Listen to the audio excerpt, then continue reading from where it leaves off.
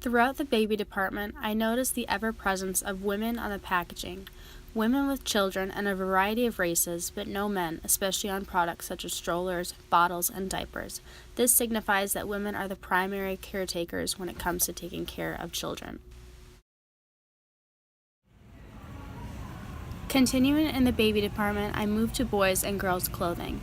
Prices remained the same as long as the clothes were for infants. Boys' clothing were subject to the colors of reds, blues, orange, and greens. If the boys' shirts had animals or characters on it, it represented something tough, scary, or dangerous, such as dinosaurs, monster trucks, or superheroes. This signals that as a young age, boys are taught to be tough. Carrying along with the children's department, I noticed that girls' clothes are filled with more pastel colors, such as yellows, pinks, purples, whites, and light blues. The animals or characters that are printed on the clothes are harmless and happy animals and characters, such as ducks, butterflies, princesses, and unicorns. This signals to girls at a young age that they need to be polite and, in a sense, quiet. Moving into the men's department, the same color concept as the little boys section still applied, with men's products.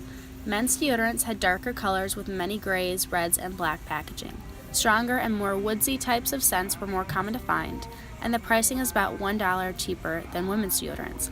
Along with that difference, 3-in-1 products were more common to find also in the men's department, meaning that it's not only cheaper per product for men, but they also have to buy less. You could tell you were moving into the women's deodorants because the packaging was lighter colors such as whites, light blues, and pinks. Women have more of a variety when it comes to deodorants, with options such as organic ingredients regarding the scents, irritation-wise, and ingredients in the deodorant. Working my way into the toy section, I noticed that all the more dangerous and manly by society and athletic toys had boys on the covers. A bubble mower should not be available to only boys to play with. No basketball hoops had girls on the covers, even though a majority of the sport has a female percentage playing.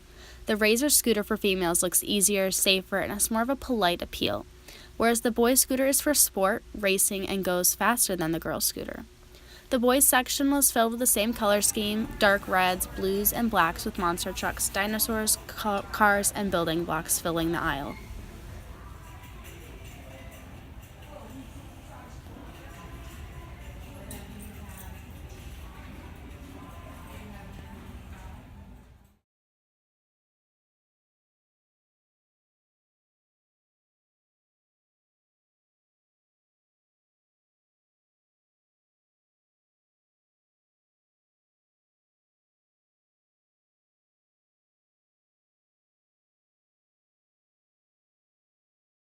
The girls' department is once again on a lighter scheme, with pinks and purples flooding the aisles.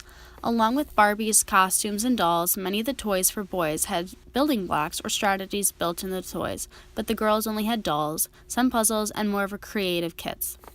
This can have a major effect on girls because if they want to have something more challenging or something not to do with Barbies, they might have to find it in the boys section and they could get teased for it since it doesn't have anything to do with princesses. Along with that, I noticed that the majority of the boys' toys cost less.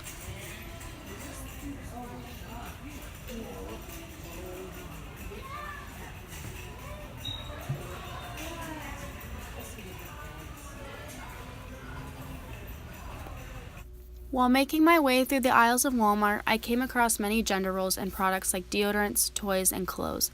Colors and animals give off a very strong sense in whether you were in a girls' or boys' aisle.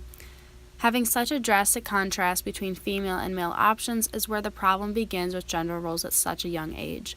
Since the majority of items that I was looking for were for younger aged kids, the prices were consistent between the two, minus a few products being a couple dollars in difference.